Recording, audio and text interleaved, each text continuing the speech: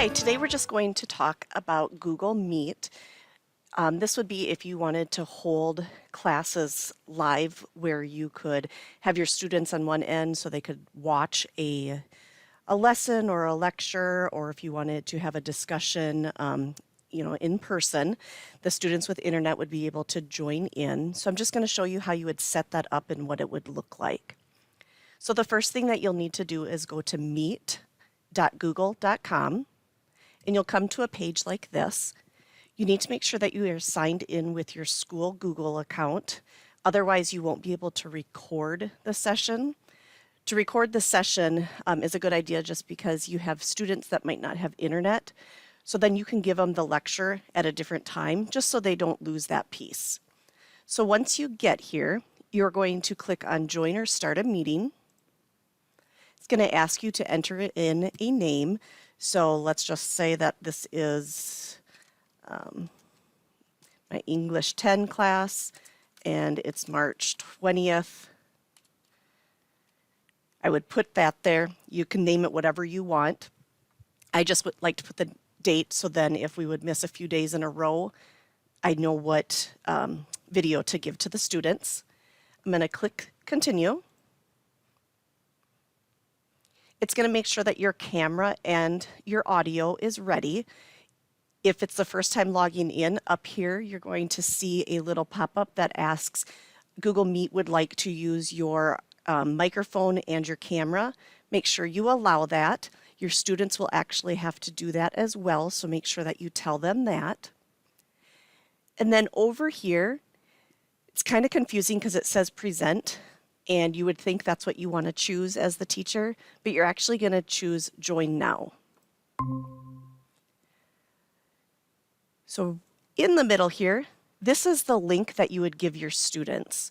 You can put that out in Schoology, and then they would click that link, and when you are ready to do the class, they click that, and they'll be in the classroom.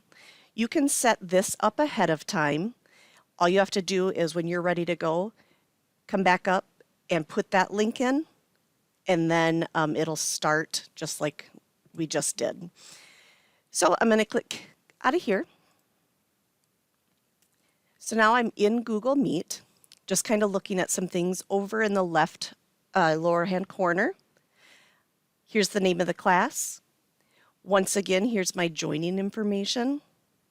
You don't want to give them the dial in or the PIN number at all because you want them to use their information. Plus, that's a long distance number. Click Attachments. In the middle, this is where I'm going to control my microphone. I can end the class and then my video camera.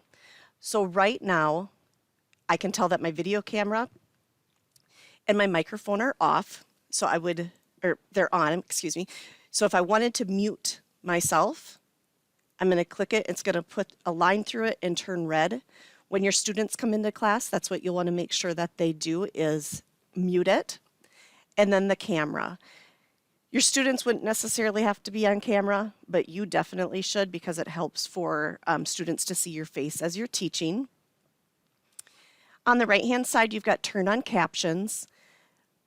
This is kind of a beta where it will try to live caption you. Present Now is when I'm ready to actually present a lesson. I can pull up any program on my computer. Over here is where some extra options are. This is where I'm going to come to record my meeting. I can make it go full screen, switch the camera. I've got some settings. Then we're going to go up into the top right corner. This one right here, the little person, this is where I'm going to see everybody that is in the classroom. What's kind of nice about this is if I'm recording this and I start the recording and look at this, it shows me who all was in my class. So if you give points for discussion or things like that, you're able to come in here and see who was in your class and then who spoke or who was doing some chats and then be able to assign points. The option right next to it is chat. So this is where people can, you could put out a discussion question and people could answer it here. Or if a student has a question, they could type it here if they didn't want to, interrupt you or something like that. Maybe they weren't able to hear you, but they could see you. So once I've seen everybody who's in here, I can just click in anywhere in the corner here. So I'm going to say that I want to present. So I'm going to pull up a program here real quick.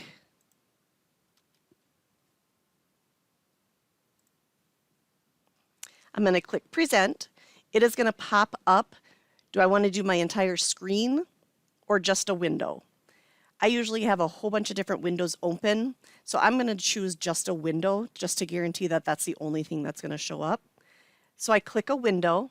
It's going to pop up and show me all of the different windows that I currently have open. You're going to choose the one that you want your students to see. Click share. Now my students would see this window here that I have opened. They'll be able to see my mouse, anything that I type. So let's say I was going to show them how to get common Creative Commons images.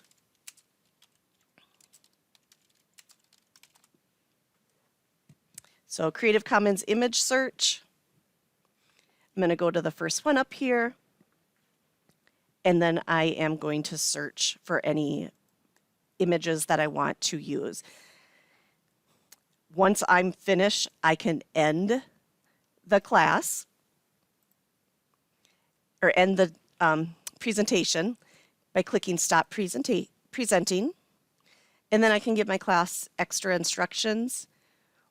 Once I am completely done, I just click the hang up, and that ends the class for everybody else. So like I talked about earlier, you can record the session. So before you start class, you'll click on Record Meeting. It'll say that make sure that you get or let your people know that you are recording. So I'm going to click Accept. I'll know it's actually recording once this turns red up at the top. And I can go through my entire class.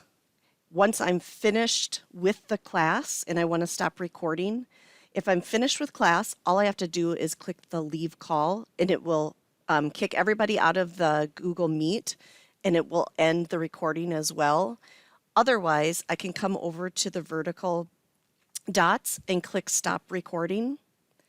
And what's nice is Google automatically, whether you click stop recording or do the leave call, it immediately starts processing it, and it saves it to your Google Drive. It automatically creates a folder in your drive called My Recordings or More Recordings, depending on the version. You will not see your video right away, as Google has to process the video. They say if it's a shorter video, in about 10 minutes, you'll see that in your Google Drive. If it's a longer video, it may take longer for that folder and the video to appear. Once the video is there and you want to give it to somebody, you can either put it in Schoology or you can share it directly with the person just like you would share a document.